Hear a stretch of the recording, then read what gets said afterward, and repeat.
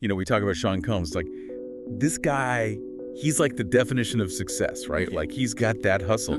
But this deep dive that you sent, this True Crime Society article, it's like, whoa, there's a whole other side to this. Yeah, it's really something. It's like, on the one hand, you've got the American dream, like he's living it. But then on the other hand, you've got these allegations, and they're pretty heavy stuff. It's wild, right? This is Sean Combs. We're talking Puff Daddy, Diddy, the can't stop, won't stop guy. And now he's looking at some serious charges. I mean, this could be it for him, And this article, it doesn't hold back. But what really got me was how far back they go, like all the way to his childhood in Harlem. Yeah, you can't really understand the story without that context, No, absolutely not. Like, growing up with a single mom after his dad was murdered. And not just any murder. We're talking about a murder connected to Frank Lucas. That's American gangster stuff. That's got to shape a kid, right? That kind of violence and instability, it's got to leave a mark. It makes you wonder, like, did that push him to escape, to be somebody? Because the article talks about how, even as a kid, he was already talking about getting out of poverty, about making a name for himself. And you can see that drive, that ambition all throughout his career, like it never lets up. But it's almost like, and this is just me speculating, but it's almost like that early trauma, it kind of morphed into this need, like this need for control, for success, no matter what the cost. And man, did he find success. We're talking Bad Boy Records, hit after hit. Yeah. The guy was a machine. But then it's like, he just keeps going, right? Clothing lines, restaurants, even that vodka, Ciroc. Everyone was drinking that for a while. Oh, yeah, Ciroc, that was huge. I mean, you got to hand it to him. The guy knows business. But it does make you wonder. Like, was it all calculated? Like, was he trying to build something he could control, something untouchable? Yeah, something like that. But we should probably talk about the allegations, right? Because this True Crime Society article, it doesn't shy away from the bad stuff. And it's clear this didn't just come out of nowhere. Oh, no, it goes way back. Like the late 90s, that incident with Steve Stout, Nas's old manager. Yeah. Then there's the whole Club New York shooting thing, and J-Lo was involved, right? They were dating at the time. And look, even if those didn't stick, even if he wasn't convicted, you got to admit, it paints a certain picture, doesn't it? It's a pattern, for sure. And it does make you wonder, was there a sense of, I don't know, invincibility there? Like, did he think he was above it all, What? Above the law? Right. And it makes you question everything, especially when we get to the 2000s, the sweatshop scandal. Yeah. I mean, labor violations, awful working conditions. It was a PR nightmare for him. That was huge, yeah. Like, it could have sunk him, but he weathered the storm, didn't he? He did, and that's what's interesting, isn't it? Because you start to see this pattern. The accusations come out, there's this public outcry, and he does just enough to smooth things over. But did he ever really own up to it? Did he ever really take responsibility? That's the million-dollar question, isn't it? Was it genuine remorse or just damage control? Was it all about protecting the brand, the empire he built? Tough to say, for sure. Yeah. Yeah, like he figured out how to play the game, the public image game, right? Mm-hmm. But maybe not so much the legal game, like that's where things get really dark.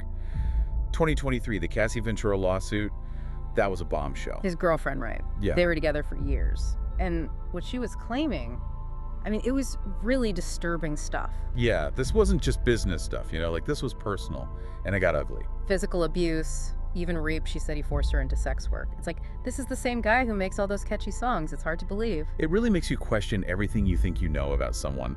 And the thing is, this wasn't some random fling. They were together a long time. Yeah. If what she's saying is true, and I know, innocent until proven guilty, but still, it paints a very disturbing picture of who he was behind closed doors. It's like there were two Sean Combs, right? The public one, the mogul, and then this other side, the one she's describing. It's scary. It is. And what makes it even crazier, the case, it just disappears. Settle out of court. Yeah. Right? Dismissed. Just like that. Yeah. Makes you wonder if there was pressure, or maybe like a payoff. Yeah, exactly. Like, what really went down? Did she feel like she had a choice? And what does that say to other women, other people who might have been hurt? It's like, do you even bother coming forward if this is how it goes down? It's heartbreaking to think about, honestly. And it's not just about him, It's about power. It's about who has it and who doesn't, who gets believed and who gets silenced. It's a messed up system sometimes. Yeah, no doubt. And you got to wonder, did that silence to allow things to continue? Because after Ventura, it was like the floodgates open. Like all these accusations just came out of nowhere. It was a wave, dude, like a tidal wave of allegations, and they were really serious. We're talking drugging, sexual assault, even revenge porn. It's crazy. And then there's the whole sex trafficking thing. Like, come on. Yeah. It's hard to even wrap your head around it all, It's a lot. I mean, where do you even start with all that? It's overwhelming. But here's the thing. It's not just the number of accusations, it's who they're coming from.